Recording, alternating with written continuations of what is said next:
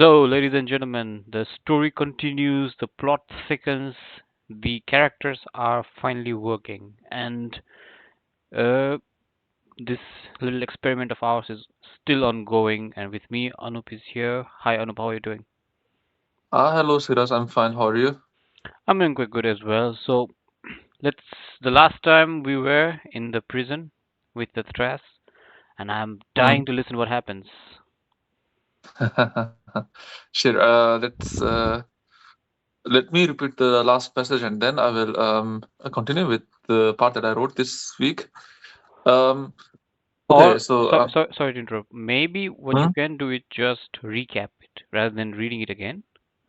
Just hmm, recap it based on your memory, what you have thought about, what was your plan initially while writing them. Maybe you will find some hmm, ideas that you had missed to write them while you are recapping it, and then we can maybe improve upon it in the future. Just a hint to our listeners is whatever we read here is just basic experiment for us to try and come up with a reasonable writing habit so that we don't procrastinate it to our next life. But yeah, well, there will be yeah. things that will be improvised later on during the editing phase. Should we finish this book? Okay. So Okay. So you want me to read the recap the last passage and then read the passage from this yeah, week? yeah. Okay. Maybe Okay. it's best if you recap from the last week and then continue for this week. Sure. So basically, it was the world building around the thrash, right? Like we had two characters, UC and M. They were talking, and then came another character called BP, and then he was telling about another inmate called PF, and about the green room and the red room, right? So then in the last week, there was also some information about the guards that would never talk to the inmates, right? And then if an inmate would cause a scene, they would be taken to the green room and then they were gone. So basically, that was where I left Mm. last week. And now I'll continue with the paragraph from this week. So, after some time, the door of the cells opened again. M and Lucy went to the main ground. M saw some male inmates getting involved with some female inmates. He went past some group of people to meet BT. BT had long dark hair, brown eyes, and brown skin. She was slightly shorter than M, but looked a lot younger. She spoke dozens of languages and was in the trash for quite a long time, but not as long as you see. It was a general misconception that male inmates dominated the female inmates in the trash. Unlike male inmates, the female inmates always seemed to be in bigger groups, though the trash was considered to be the most ruthless and unredeemable place. It was not separated by gender, age, or deformities. Paradoxically, it was the most equal place in this regard. There were even families, including the parents and the children, in the trash. The families were left unbothered, as they formed the strongest bonds in the trash and held to each other. M once saw how an inmate tried to touch an unprotected child. Just an hour later, this inmate's right foot was found under his bed. Till this day, no one has ever recovered the whole body. BT was slightly annoyed as M came. She was surrounded by her gang members. After a small nod, they let M pass. What do you want? She asked. Do you have any updates? Your mother is fine. Your father was in hospital, but got out some weeks ago. What about my wife and the kids? He asked. They are also doing well, though your son seems to have been suspended from high school. Anything else? He asked. About your wife. She is seeing someone. After a brief silence, Bitty asked, are you okay? M gave her some cigarettes and then went back to find UC. Though M knew that this day would come eventually, he was not prepared as he thought he would be.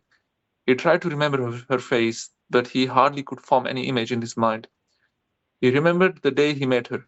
It was in a library, where they sat together, as other tables were already occupied. They didn't talk then, but as they would sit together again, because the library was occupied once more, they started talking to each other. Soon a bond formed, and they started dating. A lot of things happened had happened since. He also often thought of his son and his daughter. His son was more rebellious than M ever was. His daughter was exact opposite. and the calmest person in the family. She would always try to de escalate arguments and love the quiet atmosphere. It was an undescribable pain to not talk to any of them anymore. Later that night, M asked UC for the first time, "Do you have someone out there?" "Why are you asking?" was his response. "I'm an old fellow. Everyone that meant something to me passed already, or are on the verge of death." "Do you ever think about them?" asked M seriously. "Even after this much of time, I still think a lot about my parents. One of my biggest regrets is not to have talking with them before I came here. I would give half of my life to just talk to them one last time." "You seem unusually odd today. What happened?" asked UC. So this is it, Siraj. Oh, wow. Okay. This is quite fascinating. I have to say, a lot of characters kind of make sense, to be honest. A lot of hope inside this whole thread, and unbelievably deep world building. I have to say, that was nice. I really enjoyed it. Thank you. I really feel it was it was amazing. Oh man, I can't wait for more. Thank Uh, you, man. yeah, that was quite nice. Enjoyed it. Let me try myself as well. Now it's your turn. Yep. So still the title of the story is still on the fly. I'm thinking about it. Um, Mm, the story is quite simple. It's about a person, as in the first person. I've written it as an I, but it's generally a person who crashed into another planet. And the crash was not like random movie crash where you just randomly crash, but rather a planned crash for this planet, at least the character to land, and the character lands into this alien world, and he's explaining to this world. So that's what at least my idea is. And uh, the last time I had covered about how the character revisits the different goals of this mission, how it was imagined, and so on and so forth. Okay. The last mm, time mm, is basically about the different key facts the character had learned so far, and the first was about the uh, type of atmosphere the planet had. The second was about the flora and fauna, and the third one was which I wrote for this week. So, third, there are indeed biodiversity in the planet is estimated in simulations. They are sentient and are indeed intelligent. However, it looks like they are unaware about life in other planets.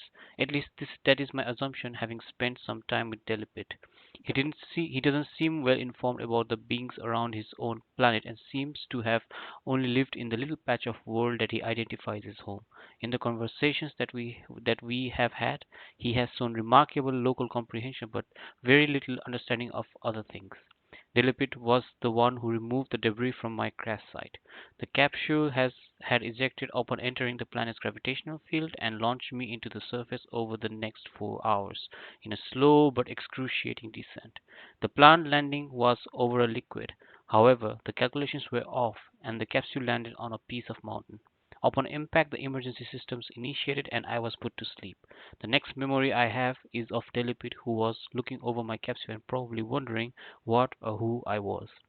I was taken aback at first. However, the sleepy agent had drugged me and I felt groggy. It took me some time to get my orientation back and to be at full consciousness.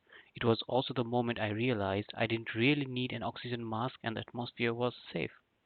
I pushed the strange creature aside and stumbled outside of the capsule. My body had been pronate for a very long time and I wanted to stretch. My body still hurt a lot. However, the capsule worked as intended, protecting me from much of the shock of the ground landing. I could feel myself being lighter. The gravity in the planet was at least one third to that of Earth. It was a wonder how the planet could sustain in the weird star system. There were many theories of why it might be. However, the feeling of one-third gravity was indeed different at first. Over a few hours, however, you get used to it and no longer feels different. Turns out Dilipit was intelligent and curious enough to learn new beings. He was able to quickly learn communication. I had to use the help of an AI Sprache, and even then it was a struggle to construe what he was saying. For Delapid, however, without even the help of any visible mechanical tool, he was able to reply to my queries. We had to establish the base meaning of some of the sounds that he was making and find a suitable solution. At first we relied very much on gestures and later tried to establish rapport through sounds. It was quite some time for Sprache to get a grasp of the complex intonations of Telepet. Sprache had been trained beforehand on the data of different wild animals in Earth to form a baseline to communicate with other beings that didn't use human speech. The process was robust and well trodden. Once we were able to establish a framework, I could ask him some questions about the place. So, where do you live? Telepet live below, not here. We sky to place. Could you take me there? Core community cannot alone. How do you usually travel? Call some floating. I was confused but didn't probe further. So that's the extent of what I wrote. uh, I think it was, Oh, it was awesome. It was yeah. awesome. The, I the communication part was like especially awesome. yeah. I'm trying to imagine a scenario. Is like Mm, you crash into a new planet and then you're going to meet a new creature, and I'm thinking an alien crashes into a new planet and sees mm, a mm, dog and he tries to communicate with him. And probably there would be some communication problem, right? So it would probably be the mm, same mm, thing for us as well. And mm, mm, uh, mm, mm, at least this idea of Sprache as an AI, this mm, works on machine learning kind of way, being able to transcribe or work as a translator sounds a bit yeah, sensible for me. mm, But mm, yeah, I'm still trying to write. At least I see the problem is I try to write as I imagine, and there's so mm. many details I want to write, but I have a feeling if I include too much, then it's going to be rather boring. So I always have to fight this urge to be as detailed Yeah. as I want to be, but also try to, not make it only about the same thing.